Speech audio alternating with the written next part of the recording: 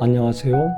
하루를 여는 하늘의 귀한 양식 만나방송의 박종현 목사입니다.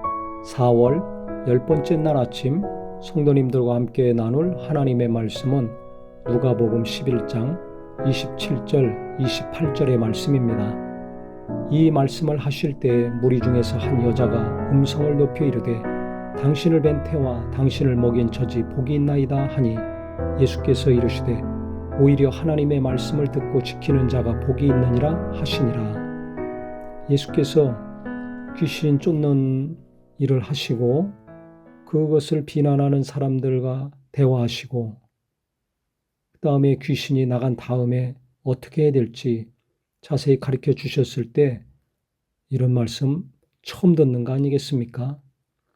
그랬더니 이 말씀을 듣고 무리 중에 어떤 여자가 소리 높여서 당신을 뵌 태와 당신을 먹인 젖이 복이 있습니다 라고 했습니다.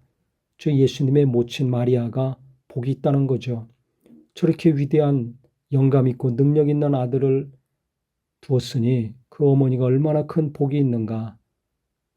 여인으로서 그 어머니가 참 복이 있다라고 이야기한 겁니다.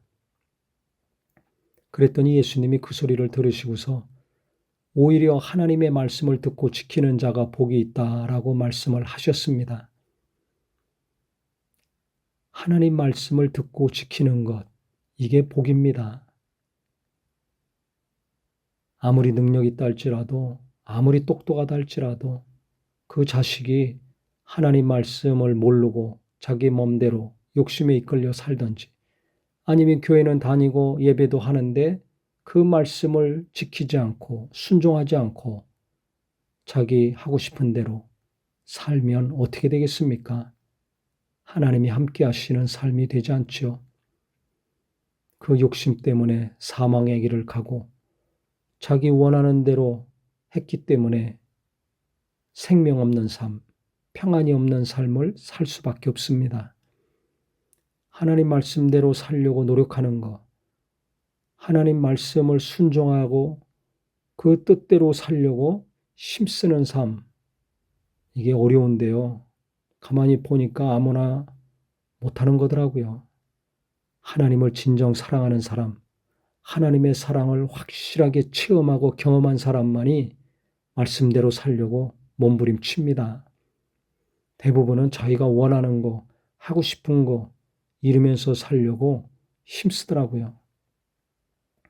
하나님의 일을 하더라도 봉사를 하더라도 하나님의 뜻에 순종해서 겸손히 하는 경우 정말 찾아보기 어렵습니다.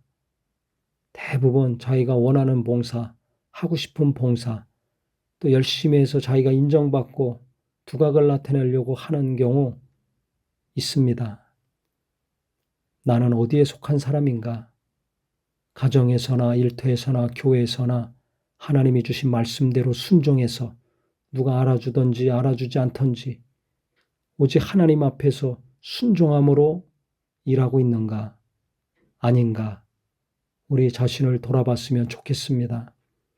또 복을 받기는 원하면서 나는 어떻게 해서 복을 받으려고 하는가? 오늘 말씀 앞에 정직한 성도가 되었으면 좋겠습니다. 내가 원하는 걸 이루어서 복 있다고 할 것인가?